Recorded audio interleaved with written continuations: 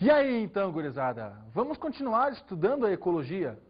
É impossível que a gente entenda como é que funciona a natureza se a gente não consegue compreender que todos os reinos se relacionam entre si, estão intimamente ligados.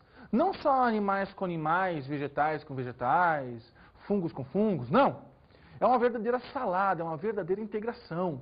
Então nós temos bactérias interagindo com animais, bactérias com vegetais, bactérias com fungos, bactérias com bactérias, fungos com vegetais, fungos com animais, animais com vegetais, vegetais com fungos, enfim, essa união, essa inter-relação é o que nós chamamos de relações ecológicas e dinâmica de populações. A primeira coisa que nós temos que ter em mente é que essas relações ecológicas buscam sempre um equilíbrio. Então, as relações ecológicas buscam um equilíbrio, que nós chamamos de simbiose. E essas relações, elas podem ser benéficas ou podem trazer prejuízos.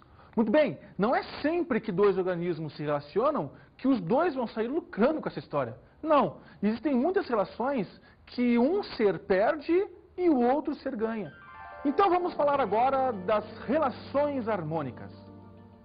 As relações harmônicas, então, como já foi dito, é aquela relação em que os dois seres, ou um ser, é beneficiado, mas necessariamente nenhum deles sai perdendo. Porque imagine só se um ser sai perdendo, para ele passa a não ser mais uma relação harmônica. Então, nas relações harmônicas, os dois ou um ser sai ganhando e nenhum sai perdendo. Muito bem, quais são os tipos de relações harmônicas que existem na natureza? Bom, nas relações harmônicas, elas podem ser entre seres da mesma espécie, ser chamadas então de intraespecíficas, ou ser entre seres de diferentes espécies, chamadas de interespecíficas. As relações harmônicas intraespecíficas podem ser de dois tipos.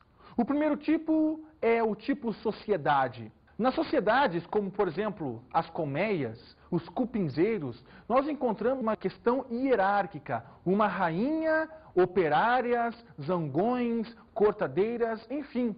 Nós encontramos uma divisão clara de tarefas com um ser superior ou chefe do outro. Como por exemplo nas abelhas, existe a abelha rainha, a abelha pelo qual não existe a colmeia e onde toda a colmeia vive em função dela. Existe para sustentar essa rainha abelhas operárias que trazem, que fabricam o néctar e que dão, através desse néctar, a formação do que nós chamamos do mel. E que, enfim, trabalham em conjunto, cada uma com a sua tarefa. Cada um com a sua tarefa. Da mesma forma no formigueiro, da mesma forma do cupinzeiro. Então, gente, o que classifica uma sociedade é isso. Uma relação hierárquica, uma divisão clara de tarefas entre os elementos dessa sociedade e uma independência corporal de cada um deles. O que não acontece numa colônia. Numa colônia nós temos sim uma divisão de tarefas, mas agora nós temos uma união fisiológica desses seres de mesma espécie. O exemplo é esse exemplo que você está vendo agora no seu vídeo, que é a caravela. A caravela dá a impressão de ser apenas um quinidário, parece ser uma mãe d'água, né? Mas na verdade o que nós temos? Nós temos elementos de mesma espécie, modificados, cada um cumprindo uma função. Uns têm função de flutuação, outros têm função de digestão, de captura de alimento, outros têm função, então, de metabolizar, enfim. Mas todos eles são unidos fisiologicamente, dando a literal impressão de que é apenas um corpo. Da mesma forma, os poríferos, que nós já vimos nas aulas passadas, né? Os poríferos, eles também são a agregação de células com funções diferentes, dando um corpo, né? Que dá a impressão de ser apenas um animal, mas que não tem a formação de tecidos. Então, gente, essa diferenciação ela precisa ser clara. Alguns autores ainda colocam a classificação de bandos, né? Como, por exemplo, bandos de pássaros. O que acontece com um bando de pássaros? Os pássaros estão ali cada um por si. Cada um por si, Deus por todos. Nenhum vai caçar para nenhum, nenhum vai defender nenhum. Apenas o coletivo funcionando com uma maior eficiência de caça e também com uma maior chance de defesa. Imaginem que num canto, ciscando, tem um pássaro. E esse pássaro está sendo observado por outro pássaro, por um avião, sei lá. Esse gavião vai olhar só para ele e ele vai ser a presa.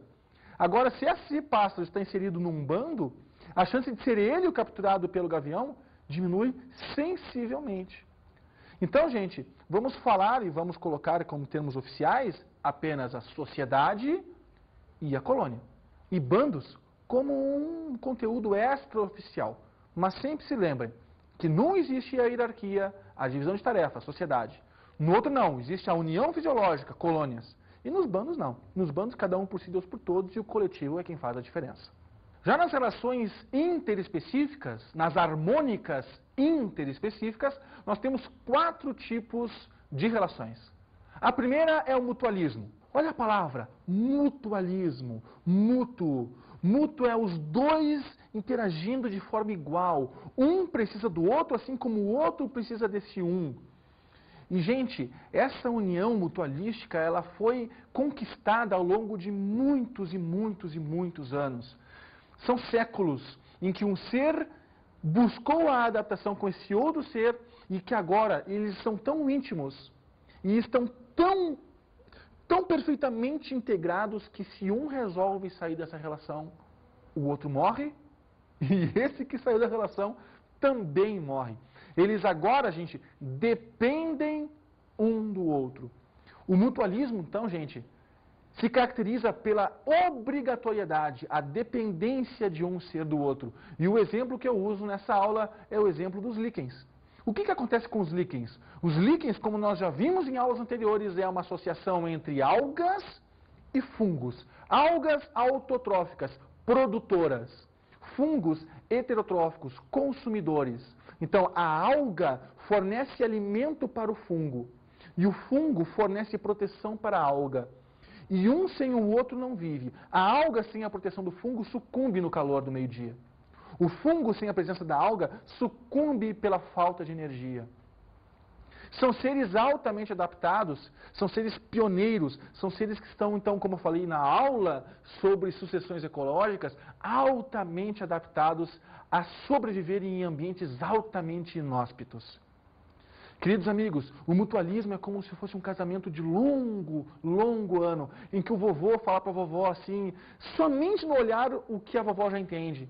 Então o vovô olha para a vovó e a vovó já sabe exatamente o que ele quer. Quer bolacha, né, velho? E o velhinho não precisa nem dizer, ele apenas abana a cabeça assim, ó, sim. A vovó já sabe no olhar o que o vovô quer. E o vovô já sabe no olhar o que a vovó quer. Isso é fruto do quê? É fruto de uma grande interação, é fruto de uma perfeita sintonia criada ao longo de muitos anos.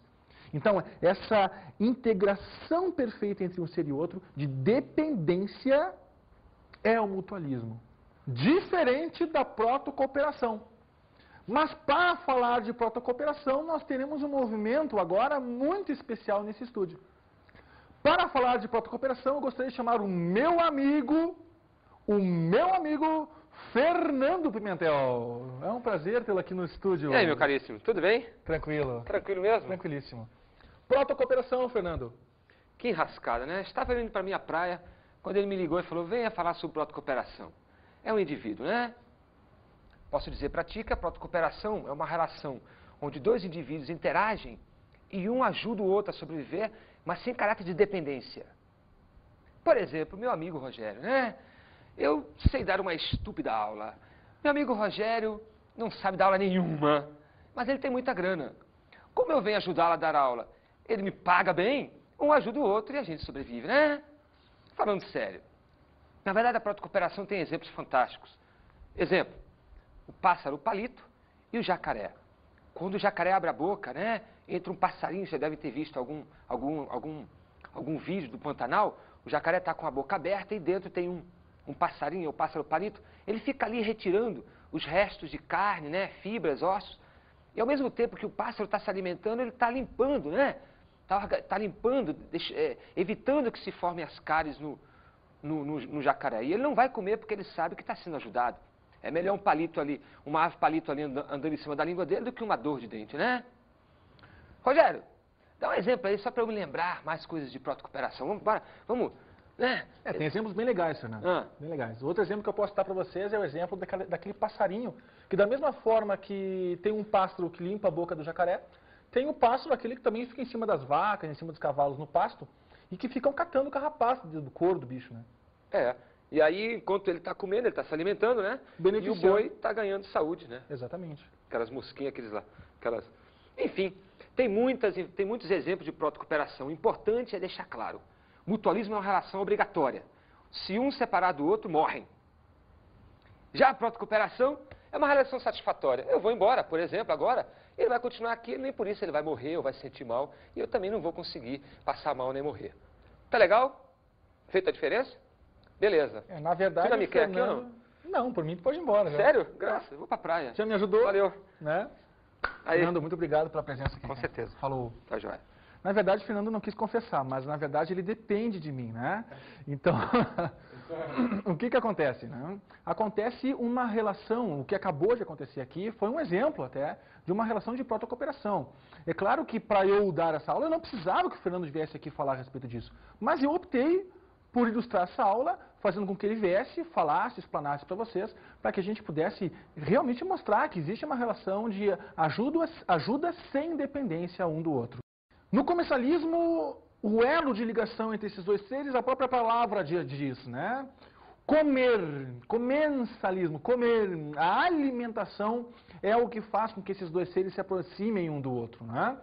Então, no comensalismo, um ser se beneficia, o outro pode não ser beneficiado. Agora, o importante é que esse ser não seja prejudicado. E a gente pode, inclusive, para ilustrar a aula, utilizar o mesmo exemplo da ave palito em relação ao jacaré, onde a ave palito está tendo uma relação comensal com o jacaré. Então percebam que nessas relações não existe tudo em gavetinha. Eu posso ter uma protocooperação comensal, posso ter também um mutualismo comensal, vamos relembrar os líquens, ó. O fungo em relação à alga, ele se alimenta. Então, é um mutualismo comensal. Então, queridos amigos, o comensalismo é o elo de ligação entre os dois seres, onde o que está em jogo é a alimentação. Outro exemplo que a gente pode citar com relação ao comensalismo é o do peixe-guia, que volta e meia a gente encontra grudado numa baleia, num tubarão, e que aproveita os restos da alimentação do banquete do tubarão para poder se alimentar da mesma forma. Sobre esse animal, vocês vão poder ver ele de forma mais detalhada na aula do professor Fernando, quando ele for falar sobre peixes. A quarta relação harmônica interespecífica é o inquilinismo. Olha a palavra de novo, ó. Inquilinismo, inquilino. O que está em jogo aqui é a moradia, é a proteção. O exemplo clássico do inquilinismo é o do paguro, ou ermitão, que é um crustáceo. Né? O que acontece com ele? Ele espera conchas de moluscos mortos aparecerem para rapidamente entrar dentro dessa concha. Percebam que, Rogério, mas o molusco está morto, ele foi prejudicado. Não, não foi o crustáceo que matou ele. Ele esperou a morte natural desse animal, por predação de outro, ou seja, por que motivo for, e só depois que esse animal disponibiliza essa concha porque ele morreu, de morte matada ou de morte natural, é que ele vai habitar dentro dessa concha. Então, a proteção que a concha fornece para esse animal, como vocês estão vendo agora no seu vídeo, ela de fato funciona. Bom, Rogério, vamos relembrar um pouquinho dos artrópodes. Bom, os artrópodes precisam fazer a muda e ecdise. No momento em que esse crustáceo precisa crescer e que a concha fica pequena para ele, ele procura uma outra concha maior. E assim ele entra nessa concha e utiliza ela como proteção e moradia e carrega ela para onde ele for. Agora vamos falar das relações desarmônicas. Aquelas relações onde obrigatoriamente existe um prejudicado, existe um que sucumbe, um que não tem sucesso. E da mesma forma que nas relações harmônicas, as desarmônicas também podem ser entre seres da mesma espécie, intraespecíficas, ou entre seres de espécies diferentes, interespecíficas. Num primeiro momento, vamos ver então as relações desarmônicas intraespecíficas. Dois tipos, o canibalismo e a competição intraespecífica. No canibalismo, existe entre os seres da mesma espécie, literalmente um comer o outro. Né?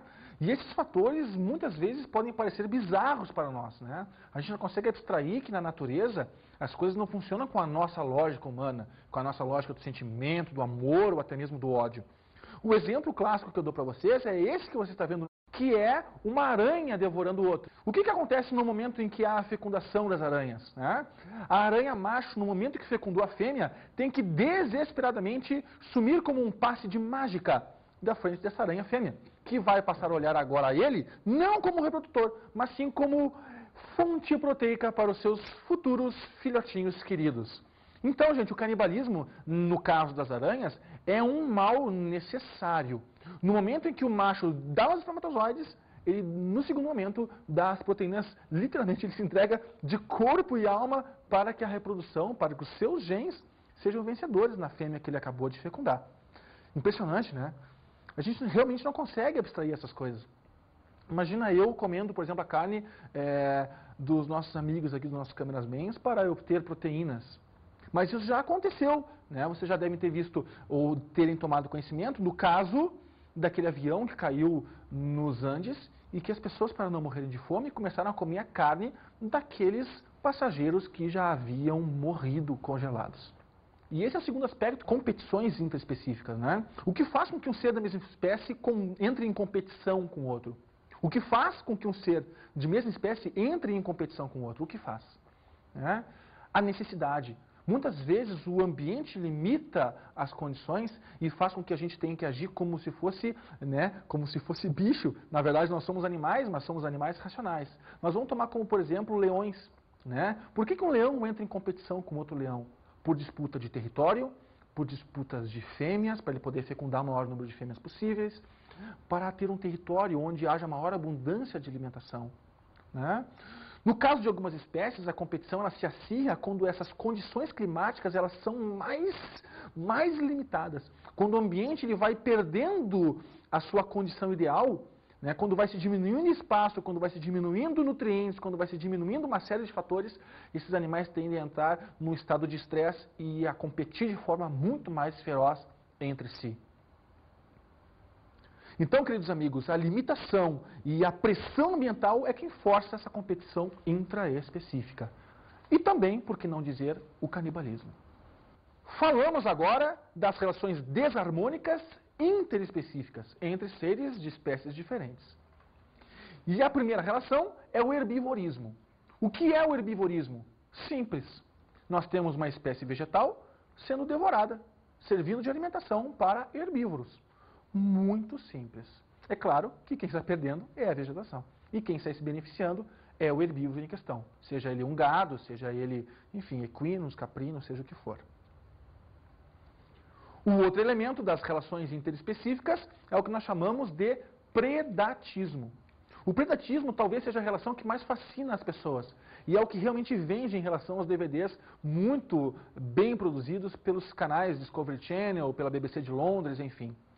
A fascinação que o público tem em ver uma caçada de um leão em cima da zebra, de um guepardo em cima da gazela de Thompson, de um lince num coelho, dos lobos em relação a um antílope qualquer. Essa relação de caça, ela fascina, mas o que acontece? Nós temos a presa vítima de um predador. Geralmente, essa relação se estabelece entre um herbívoro e um carnívoro. Então, é claro que um sai perdendo, morre, e o outro sai se beneficiando no momento em que ele se aproveita da carne, enfim, dos nutrientes que esse ser tem. Então, a relação de predatismo, ela incute necessariamente a palavra morte. Já o parasitismo, não. O parasitismo, que é essa terceira relação desarmônica interespecífica, ela não incute necessariamente a palavra morte. No momento em que um parasita mata o parasitado, ele também está selando a sua sentença de morte. E em casos extremos, isso obviamente acontece. Mas com certeza o ciclo vital deste parasita já se cumpriu. É bom sempre lembrar que existe o ectoparasita, como por exemplo piolho, carrapato, mas também existem os endoparasitas, os vermes que o Fernando já falou para vocês com certeza na aula, como por exemplo as lombrigas, nematóides, como por exemplo a tênia, plateuminto e assim por diante. Então o parasita, ele utiliza o corpo do parasitado para se nutrir, para conseguir os nutrientes, para conseguir proteção, moradia, durante um tempo. É claro que existe a debilidade e a perda por parte do parasitado. E é por isso que então consideramos como uma relação desarmônica. O parasita se beneficiando completamente do parasitado. Ainda existe o que nós chamamos de amensalismo. Só que no amensalismo nós não estamos falando de uma relação direta entre um indivíduo e outro. Nós estamos falando de populações que controlam populações. Nós estamos falando, por exemplo, da maré vermelha. Quando eu falo de maré vermelha, eu estou falando de uma abundância, de uma supermultiplicação de algas vermelhas no mar. Essas algas vermelhas no mar produzem uma toxina.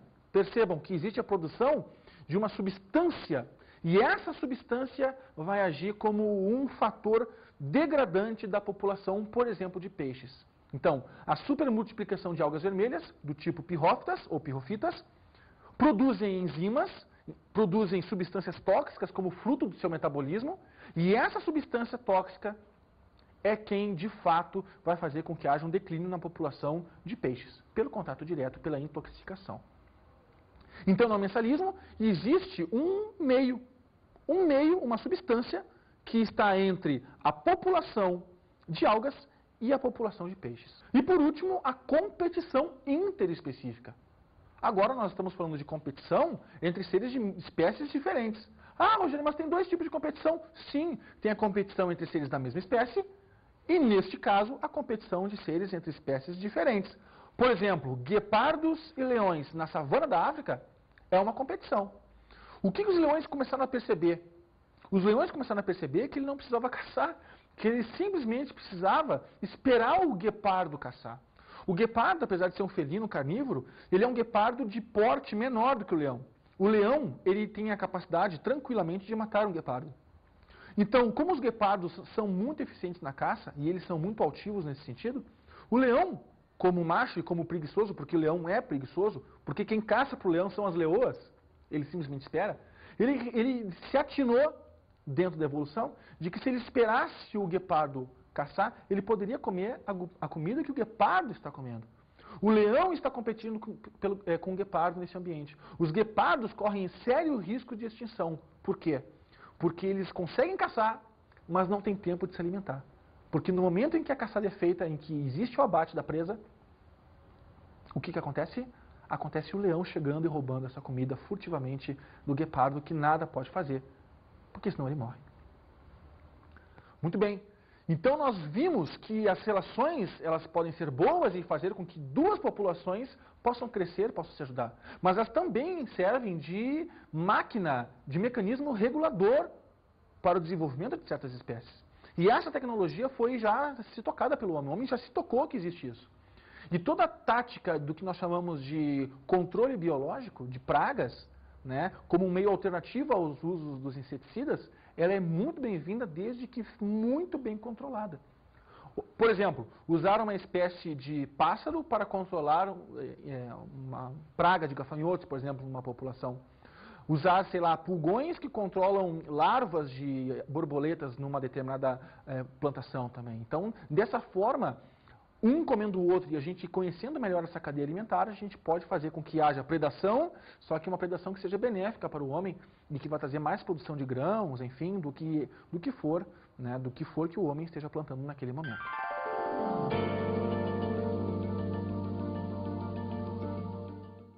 Então, todos esses movimentos, todas essas relações harmônicas e desarmônicas provocam flutuações no número de indivíduos de cada espécie num determinado hábitat. E isso é o que nós classificamos como dinâmica de populações. No momento em que uma espécie está sendo muito predada por uma outra, o que acontece? Essa espécie predadora se desenvolve e essa espécie predada diminui. Ou se duas espécies entram numa espécie de mutualismo, as duas se beneficiam e as duas se desenvolvem. Então, essa dinâmica de populações mexe com alguns conceitos. O primeiro é a densidade. A densidade é o conceito básico, né? É o número de indivíduos que nós temos num determinado hábitat, numa determinada área.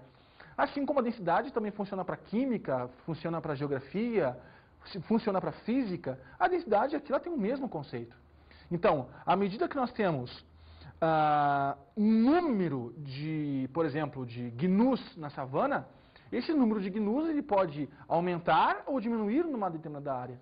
Se ele aumenta, a sua densidade, obviamente, aumenta. Se os gnus migram e emigram, o que acontece? Esse número, essa densidade, diminui.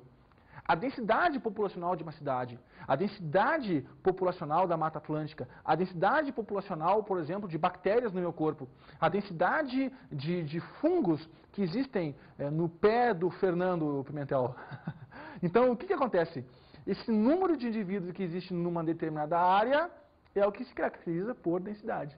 É claro que essa densidade, então, como eu falei para vocês, ela pode ser alterada. Se aumenta a densidade com movimentos de imigração ou com menos na minha taxa de natalidade. Da mesma forma que essa densidade pode diminuir com uma taxa de mortalidade elevada ou com um número expressivo de imigração. E quem controla isso são os fatores abióticos. Exemplo, savana. Na savana existe a chamada época de monções, uma época onde existem chuvas torrenciais. As chuvas fazem com que o verde abunde. A abundância do verde atrai herbívoros. Esses herbívoros atraem carnívoros. E nessa época de monções, a abundância existe na África, na planície do Serengeti. Quando essas chuvas cessam, o mato seca e rapidamente se acaba porque os herbívoros estão comendo. Os herbívoros percebem a falta de alimento e vão embora. E quem vai embora atrás? Quem vai embora atrás são os carnívoros. Então, essa densidade, no caso da planície do Serengeti na África, ela é regida pelos fatores abióticos, no caso, as chuvas. Aí entra o conceito de potencial biótico e de resistência do meio. O potencial biótico, gente, é a capacidade que os seres têm de crescer, de se desenvolver. E se não fosse pela resistência que o meio oferece a esses seres, o seu crescimento seria infinito, seria sem fim. Então vejam agora no gráfico que está no seu vídeo, a relação entre um ser que não tem resistência ao meio, que nós chamamos de PC, e o mesmo ser com essa resistência que o meio lhe oferece. Como resultado, a linha pontilhada CC. A área demarcada em R representa literalmente isso, a resistência que o meio oferece a todas as espécies. E se não fosse dessa forma, todas as espécies iam crescer de forma indeterminada, até a limitação própria de cada uma, que é o que a densidade ou que a falta de alimento determina. O homem ele burla essa relação, o homem consegue maquiar essa resistência que tem no meio. E o grande exemplo que nós temos para isso são as vilas que se formam, os bolsões de miséria que se formam ao longo das cidades ditas desenvolvidas. É importante nessa aula que a gente consiga então interpretar alguns gráficos. O primeiro gráfico que está no seu vídeo é um gráfico de duas espécies, a espécie 1 e 2, vivendo em ambientes separados.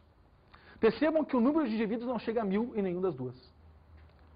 Já no segundo gráfico, das mesmas espécies vivendo num mesmo ambiente, nós conseguimos perceber que as duas espécies conseguem um número muito maior de indivíduos.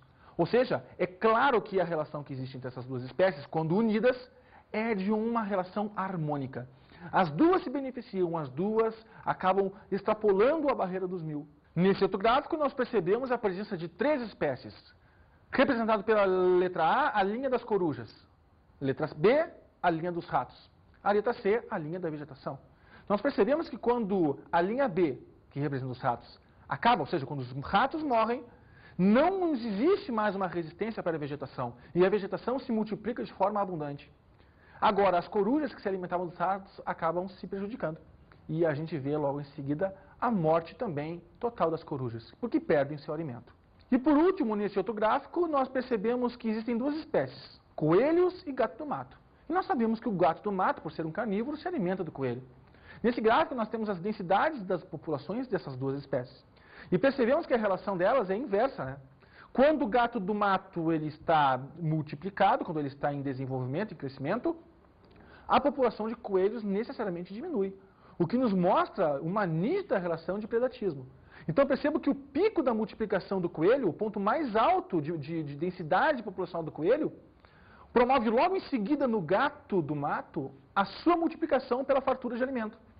Só que como o gato do mato se alimenta de forma muito veemente do coelho, rapidamente os coelhos começam a sucumbir. E logo em seguida, quem sucumbe junto? O gato do mato. Só que quando o gato do mato sucumbe, os coelhos voltam a se multiplicar, porque eles têm um alto potencial biótico. Eles têm uma grande capacidade de reposição no ambiente. É importante que a gente tenha calma na interpretação desses gráficos, porque eles costumam cair muito nos vestibulares das universidades pelo país afora. Com isso, nós encerramos a aula, mas antes vamos para as nossas dicas de estudo.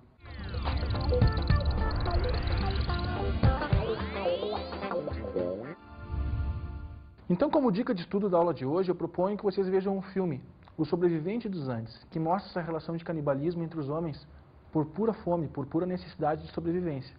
Outra dica que eu dou para vocês é realmente estudarem as interpretações que os gráficos nos mostram com relação a essa flutuação das curvas de crescimento de uma população e outra. E, sem, claro, esquecer dos documentários, né, que falam muito dessa relação da presa, do predador, do parasitismo, enfim, que mostra de forma bem ilustrada todas essas relações ecológicas que nós vimos na aula de hoje. Com isso, gente, só me resta desejar bons estudos a vocês. Até mais!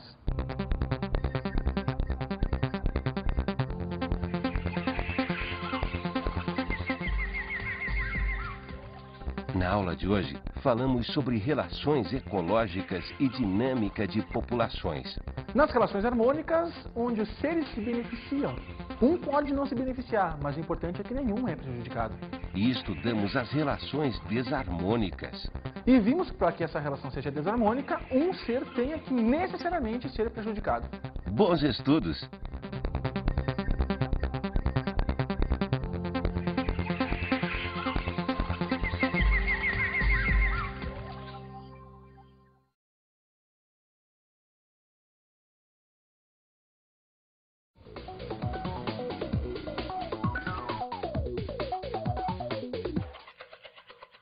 Essa é uma aula que, no fim das contas, acaba englobando vários conceitos ecológicos, né? Lembre-se quando eu falei das savanas, né, dos gnus, aumento de densidade, diminuição de densidade, fatores abióticos que regem isso tudo, e dentro dessas relações que ocorrem na savana, enfim, relações harmônicas e desarmônicas. É sempre importante dar para o aluno o contexto do que ele está estudando. Se ele simplesmente pega o conceito e decora, ele não vai ter a visão do todo. Tá? Então, eu acho que a consistência do conteúdo da aula de hoje, ela se dá necessariamente quando o aluno consegue entender todo o mundo que gira em torno ao redor dessas questões aí. Gente, muito obrigado, forte abraço.